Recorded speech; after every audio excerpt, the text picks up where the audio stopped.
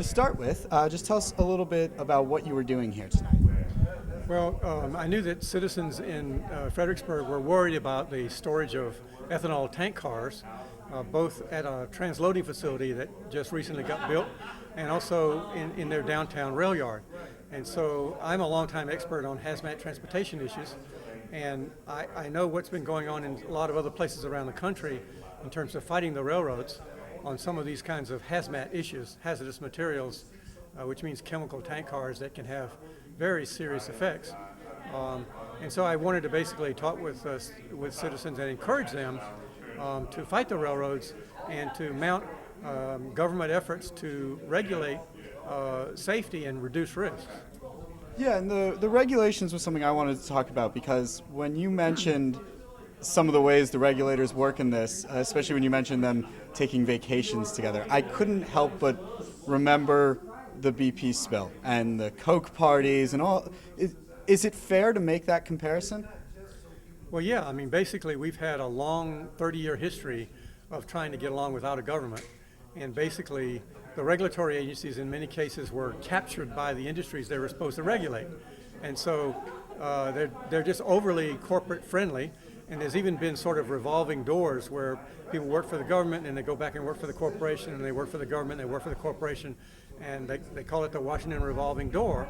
And it's very insidious because we should have a government that is really independent of the industries they're supposed to be regulating. So if you have the top official in one agency who takes their vacations with the top official from the railroad, that just shows that there's no distance there, there's no independence there that can make for a strong government.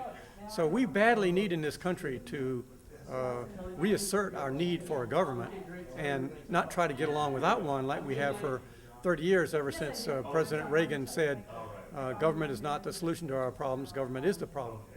And we're just kidding ourselves if we think we can do without regulation on egg safety and food safety and product safety and climate change and pollution and worker safety and so many other things. So we've had a series of disasters recently, like petrochemical refinery workers being killed. 15 of them were killed in Texas City, Texas. And so we find out we don't have an occupational safety regulatory agency worth a damn. And then 29 coal miners are killed by Massey Energy, and we find out we don't have a mine safety and health administration that's worth anything.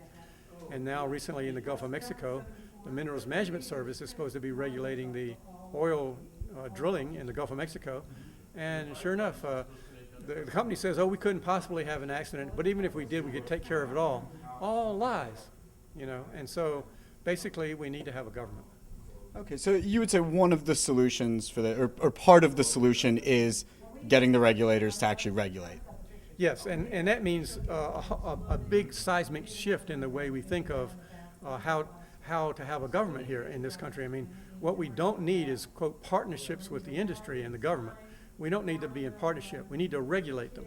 We need to enforce the laws with stiff fines and basically deter bad behavior, deter careless behavior, and if they do something where they really kill a lot of people, it has to hurt them, you know. So basically we need stiff fines, and basically citizens also have to demand that we have an active, protective government that's also transparent, so there can be some accountability here. Yeah, I was going to ask, I think especially in this type of area, it feels a lot like the way things are done are the way things are done, and we have very little power to change that. Do you agree with that, or is there a way to really get the regulators to step up here? Well, things change in big waves in the sense that, I was raised in the segregated South, and things changed. I went to segregated schools, and they don't do that anymore in my little town in South Carolina. So things do change, and it takes force, and it takes effort, and it takes organizing of people to push for change. But really, we don't have a choice. I mean, if we don't have an American government that works, we are not going to save this planet. Okay. And if there's one message you wanted the people that came here, the people that watch this later, if there's one message you want them to take away from this, what would that be? You have to be active in your government. You have to organize. You have to push for change. You have to be optimistic that you can get change, and learn to work with each other to make that happen. Thank you very much for talking with us. Good. Glad to meet you.